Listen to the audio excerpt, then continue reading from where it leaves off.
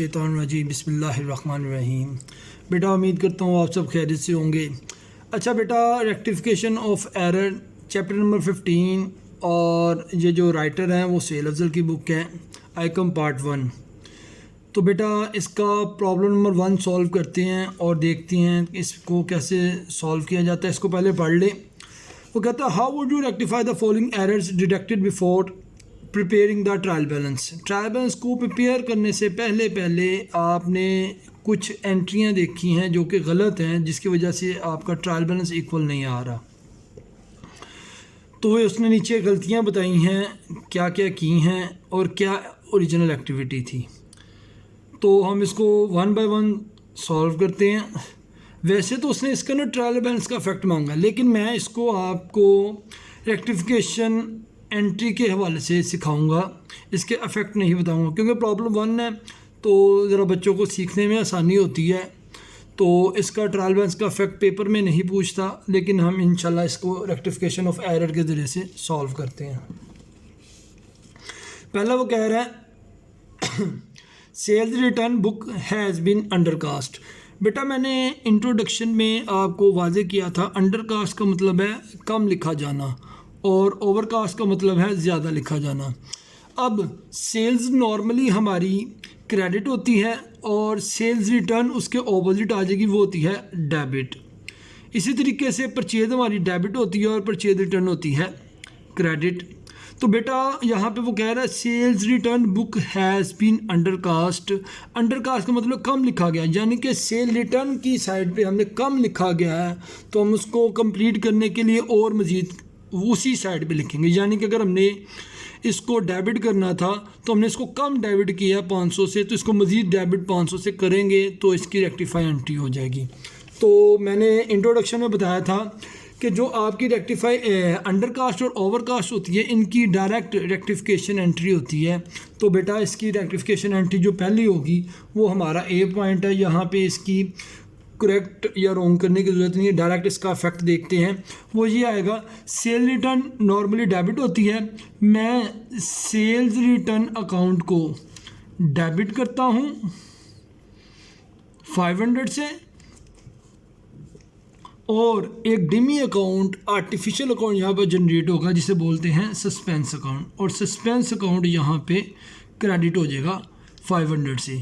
तो बेटा ये इसकी रेक्टिफाई एंट्री हो जाएगी। हाँ, अब आपने इसकी नरेशन लिखनी है, जो कि मैं बच्चों को नॉर्मली गाइड करता हूँ कि जो ऊपर उसने लिखी हुई है गलती उसको मेंशन करके और साथ लिख दे नाउ रेक्टिफाइड।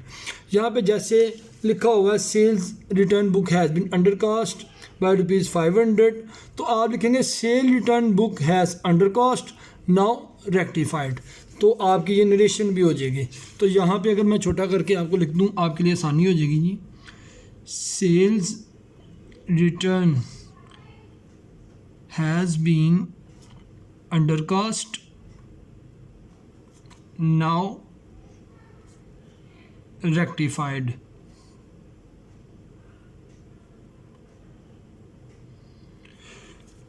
तो बेटा जी आप इसको इस तरीके से लिखेंगे, आपकी नरेशन लिखी जाएगी। अब नेक्स्ट दूसरी ट्रांजैक्शन, ये आपकी ना करेक्ट एंट्री में कोई एंट्री आएगी ना ही रॉन्ग एंट्री में कोई एंट्री आएगी। नेक्स्ट मैं देखता हूँ, आप कह रहे हैं a payment of ₹4000 on account of rent has been posted twice to rent account. वो कहते हैं आपने पेमेंट की है 4000 की एक अकाउंट को उधार पे, लेकिन आपने रेंट को 2 बार लिख दिया है। ट्वाइस होता है 2 बार, तो रेंट को आपने 2 दफ़ा लिख दिया। जब आप पेमेंट करते हैं तो बेटा हमने सीखा था कैश आपसे जाता है, कैश क्रेडिट हो जाता है और रेंट आपका डेबिट हो जाता है। तो आपने गलती क्या की है, देखिए ओरिजिनल एंट्री थी रेंट अकाउंट, या करेक्ट एंट्री थी rent account debit, cash account credit. अब वो यहाँ पे 4000 लिख रहा है, ये थी करेक्ट। आपने बेटा गलती क्या कर दी, आपने रेंट अकाउंट को ट्वाइस लिख दी, यानी कि 2 दफ़ा। इसका मतलब ये हो गया कि मैं कह सकता हूँ रेंट अकाउंट को आपने 4000 ओरिजिनल से और 4000 एक्स्ट्रा लिख दिया है। और आपने उसके कहने के मुताबिक आपने कैश अकाउंट यानी कि ओरिजिनल, क्योंकि उसने उसको डिस्कस नहीं किया, जिसको डिस्कस ना करे इसका मतलब है उसने उसको ओरिजिनल वे में लिखा है। अब ये आपकी रॉन्ग एंट्री होगी है। अब इसकी रेक्टिफाई एंट्री क्या होगी वो मैं आपको बता देता हूँ। देखिएगा, मैं अब अपने वे से कराऊंगा, आपके लिए मेरी आसानी होगी, मेरे गौर से देखिएगा। रेंट अकाउंट को 4000 से लिखना था डेबिट, हमने लिखा हुआ है जी, ओवरऑल हमने लिखा हुआ है। हम इसको एक 4000 को काट देंगे, यहाँ से रेंट भी गया और ये 4000 से, इवन दैट ये इसको रिप्रेजेंट ही कर रहा है 4000। अब कैश को 4000 से क्रेडिट करना था, किया, हाँ जी किया हुआ है। इसका मतलब ओरिजिनल एंट्री रॉन्ग एंट्री से मैच हो रही है, सिवाय एक चीज़ के, जो कि आपने ये है। आपने क्या करना है, अब इस रेंट अकाउंट को जो 4000 से ज़्यादा लिखा गया, इसको कैंसिल करने के लिए अकाउंटिंग का रूल है, इसको ऑपोजिट साइड पे लिख देते हैं।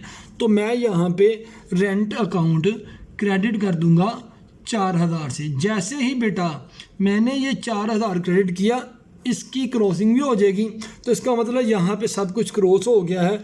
तो इसका मतलब ये इसकी रेक्टिफाई थी और इसके डेबिट में कुछ नहीं है, तो हम यहाँ पे DB account as it is suspense account लिख देंगे 4000 से।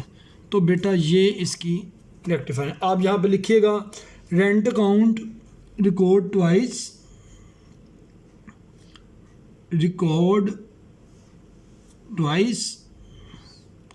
Now rectified.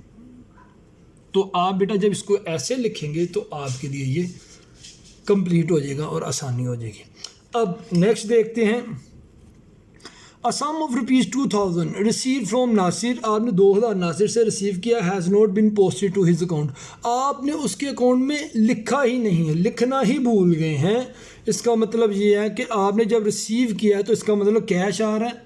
ओरिजिनल एंट्री में देखिएगा क्या आएगा, जब आप नासिर से पैसे रिसीव करेंगे तो आप एंट्री क्या करते हैं, आप एंट्री करते हैं cash account debit, Nasir account credit, और आपने उससे 2000 रुपया रिसीव किया। यह आ गया बेटे। उसके बाद देखिएगा आपने गलती क्या किया, आपने नासिर को लिखना ही भूल गए, उसके पोस्ट टू हिज अकाउंट लिखना ही भूल गए। इसका मतलब ये हो गया कैश अकाउंट को आपने 2000 से सही लिखा हुआ है, नासिर को लिखना भूल गए। अब इसका देखते हो कैसे रेक्टिफाई करते हैं। कैश को 2000 से डेबिट करना था, किया, इसको आपने क्रॉस कर दिया। नासिर को 2000 से क्रेडिट करना था, किया, नहीं किया। तो पहले हम इसको लिख लेते हैं, नासिर अकाउंट क्रेडिट 2000 से, और जैसे ही लिख दिया इसको आपने क्रॉस कर दिया तो सारा क्लियर हो गया। इसका मतलब यहाँ पे फिर सस्पेंस अकाउंट आ जाएगा, सस्पेंस अकाउंट 2000 से। यहाँ पे आप लिखिएगा Nasir account not posted now rectified, Nasir account not posted now rectified. इसके बाद नेक्स्ट आ जाएगा डी पॉइंट। वो कह रहा है a sum of ₹750 debited to Imran account as ₹75। आपने 750 से डेबिट करना था इमरान को, जो कि आपने 75 से कर दिया। तो इसको देखिएगा, अब इसका मतलब कि सिर्फ डेबिटेड की बात की है। इमरान अकाउंट डेबिट करना था आपने 750 से, उसने क्रेडिट नहीं साइड बताई तो हम क्रेडिट नहीं लिखेंगे, यहाँ पे डैश डाल दी मैंने। और लेटर कह रहा है आपने उसको डेबिट कर दिया, जो गलती की है, किया डेबिट ही है, लेकिन आपने उसको 75 से कर दिया। क्रेडिट की वैसे उसने बात नहीं की। अब देखिएगा आपने कम लिखा है, यहाँ पे गलती ये हुई है, आपने 750 लिखना था, आपने 75 लिख दिया। इसका मतलब आपने कम रिकॉर्ड किया, इससे भी अंडरकास्ट कह सकते हैं। This is an other example of undercast. तो यहाँ पे आपने कितने से उसको कम डेबिट किया, आप इस अमाउंट में से इसको माइनस करेंगे तो आपके पास आ जाएगा बेटा 675। तो इमरान अकाउंट को आप मज़ीद 675 से डेबिट करेंगे तो आपका ये 750 पूरा हो जाएगा। जैसे ही आपने इसको कर दिया, आपने ये दोनों डिडक्ट कर दिए, ठीक है जी। तो अल्टीमेटली आपके क्रेडिट साइड पे कुछ नहीं है, तो यहाँ पे एज इट इज़ आप यहाँ पे लिख देंगे सस्पेंस अकाउंट, जो कि 675 से, क्योंकि हमने पढ़ा हुआ है every transaction have to aspect. जब रेक्टिफिकेशन एंट्रीज करें तो उसमें फिर आपको एक डिमी अकाउंट जनरेट करना पड़ता है, जिसे बोलते हैं सस्पेंस अकाउंट। और लास्ट ट्रांजैक्शन है बेटे, ई वाली वो कहते हैं a sale of ₹3000 has been credited to customers account. आपने सेल की है 3000 रुपये की, तो आप जब सेल करते हैं कोई एंट्री क्या करते हैं, आप एंट्री करते हैं कस्टमर अकाउंट डेबिट और sale account credit. Customer account debit और सेल अकाउंट क्रेडिट, क्योंकि उसने क्या दिया, आपने 3000 की क्रेडिट टू कस्टमर, आपने कस्टमर को सेल किया। तो मैं यहाँ पे कह सकता हूँ आपने करना था कस्टमर अकाउंट डेबिट और सेल्स अकाउंट क्रेडिट, वो आपने कर दिया 3000 से।